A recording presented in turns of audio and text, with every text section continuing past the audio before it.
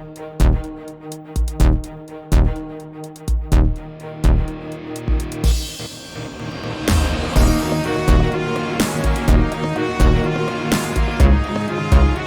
is Wednesday, October 15th at Protestia Studios. It's been a little while, but this is your intelligence briefing coming to you from Protestia.com, where, as always, you can go and find the latest in Christian polemics and discernment news. Sign up for our insightful news blast and support us over at patreon.com/Protestia and become an insider supporter. Let's get into the headlines. First headline: Judge denies T.D. Jakes' attorney's bid to collect $76,000 in legal fees from a lawyer who used fake ChatGPT case law in defamation suit. Yeah, this using AI to write case law and opinions and legal documents has become a problem over the last few years. But in this case, a judge has ruled that T.D. Jakes' attorneys will not be able to collect more than $76,000 in legal fees sought against the lawyer representing the defendant in his defamation lawsuit. Instead, will only be able to collect $5,000. In October 2024, Dwayne Youngblood, formerly the leader of Higher Call World Outreach Church, appeared on Larry Reed Live, alleging that Jakes groomed him as a teenager, attempted to kiss him, and advanced Youngblood claims he rejected. Youngblood, a registered sex offender with prior convictions for molesting teenage boys, and his lawyer filed a $6 million lawsuit against T.D. Jakes with the help of attorney Tyrone Blackburn, seeking to settle the matter privately and avoid pursuing claims of sex assault and harassment from 4 decades ago. T.D. Jakes rejected the offer and countersued for defamation, sparking a legal battle that Youngblood had struggled to defend. Last month, the judge rejected Youngblood's motion to dismiss the case, during which the court uncovered fraudulent actions by Youngblood's lawyer, who submitted court documents containing AI-generated falsehoods and fabricated case law, which the judge deemed clear ethical violations of the highest order. Jakes' attorney petitioned for $76,000 in legal fees, which they say is the cost to defend against the false ChatGPT arguments. Judge denied their bid, giving them only $5,000. You can read more about this over at Protestia.com. Next headline: Pastor Rhett Burns calls for Jeff Orge's resignation. This from last week. Saying in the highlight or the headline, the reorganization of the SBC has failed. Pastor Rhett Burns has had enough. In a sharply written essay for the Center for Baptist Leadership, Burns calls for SBC Executive Committee President Jeff Orge to resign, declaring that, quote, the reorganization of the SBC has failed. Drawing from a vivid car wreck analogy, warning lights ignored until the engine seizes, Burns argues that Orge's leadership has presided over a catastrophic breakdown of trust, accountability, and conviction within the SBC. His call lands at a moment when many Southern Baptists have already lost confidence in the Executive Committee's direction and in Orge's ability to lead it. His central indictment is that Orge has repeatedly misdiagnosed the convention's problems and, worse, blamed faithful churches for them. We would second that and support that analysis. When cooperative program giving fell, Orge did not ask why churches were losing trust. He scolded them for designating their giving, likening their autonomy to, quote, children choosing their own gender. This was the Protestia analysis. We were the ones that first released this video clip. And later, of course, Jeff Orge wrote to the entire SBC that we had edited the clips and implied that we made him say something he did not say. Of course, he said exactly in the clips what he said if you put the speech in context. In fact, we included about way more context than we ever include with a clip online.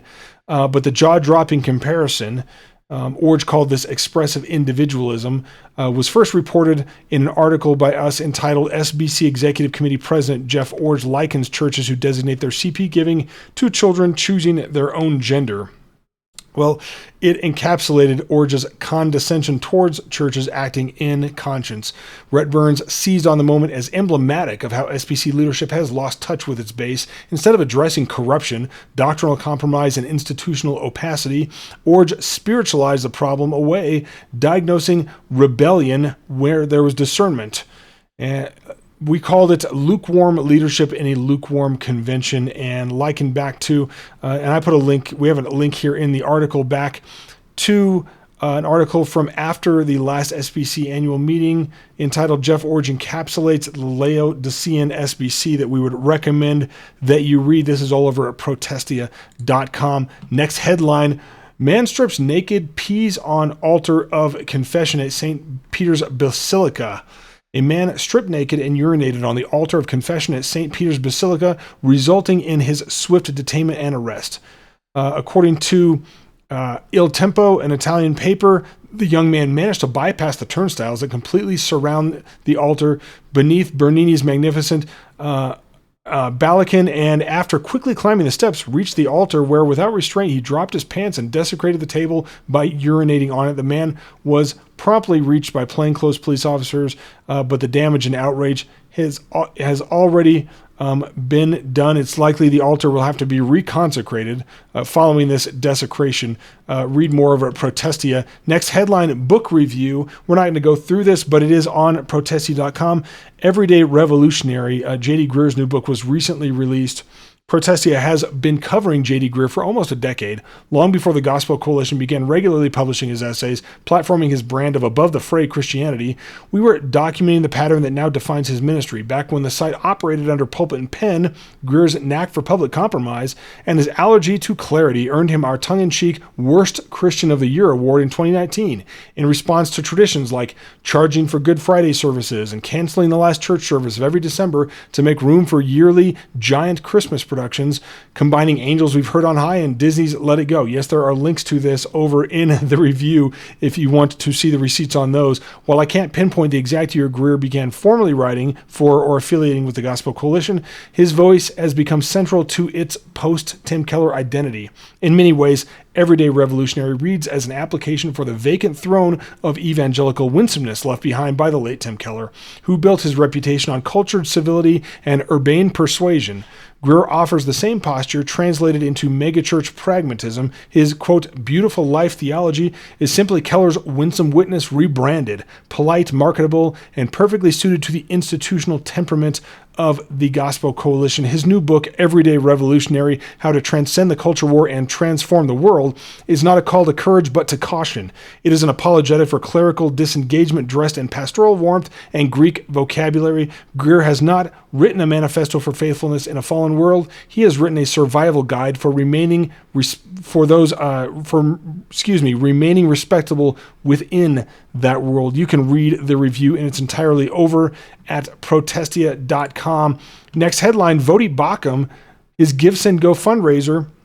I say it's a Give Send Go fundraiser for his family, has raised $90,000 weeks after his death. Give Send Go fundraiser for the late teacher and theologian Vodi Bakum has reached more than $867,000 in the last 3 weeks following his untimely death at the age of 56. Started by friend and ministry partner Pastor Tom Askell, the fund, which has reached nearly half of its $2 million goal, reads, on September 25th, our dear brother Vodi was unexpectedly ushered into the presence of his precious Savior. He leaves behind wife Bridget, 9 children, 7 of whom are still at home, and 3 grandchildren. Vodi touched millions of lives, and countless people from around the world have asked how they may help.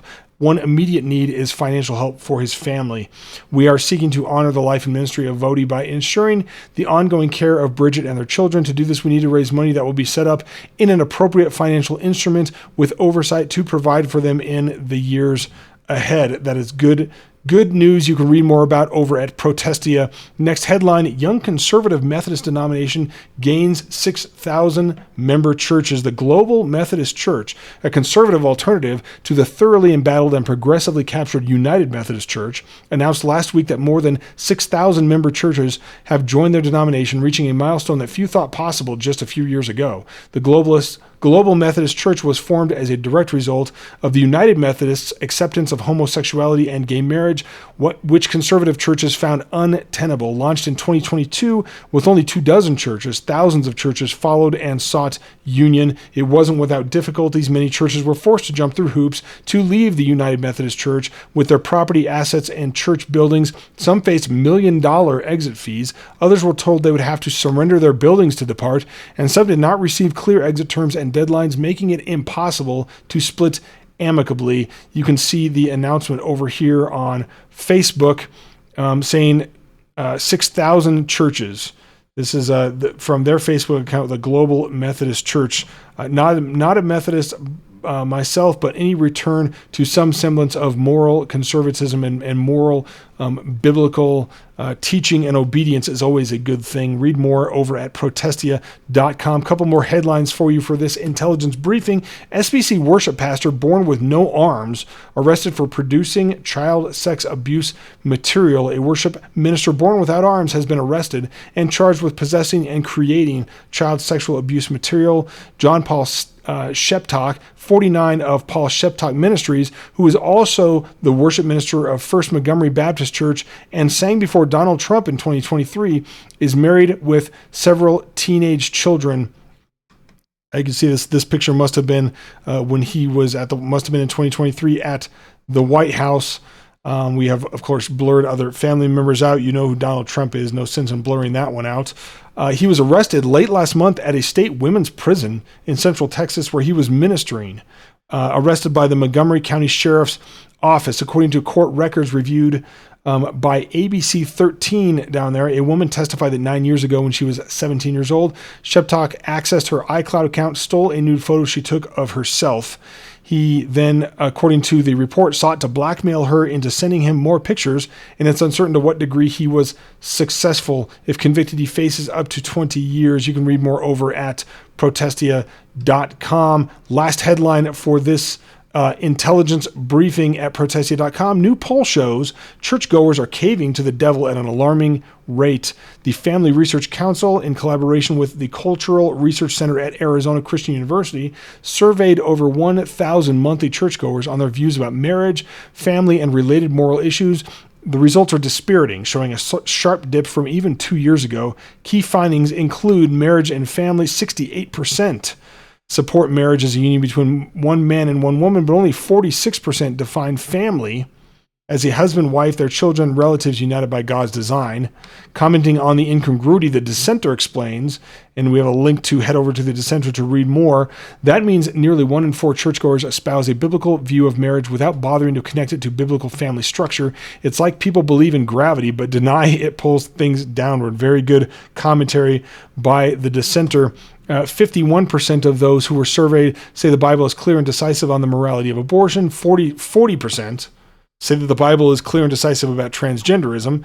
47% in 2025 believe the Bible is clear and decisive on homosexuality, compared to 63% in 2023, marking a 16% decline. You can see more of the information about this over at protestia.com. Thank you for tuning in to this intelligence briefing. Stay tuned to protestia.com for all of your latest in Christian polemics and discernment news. We will talk to you again real soon. As always, Semper Reformanda.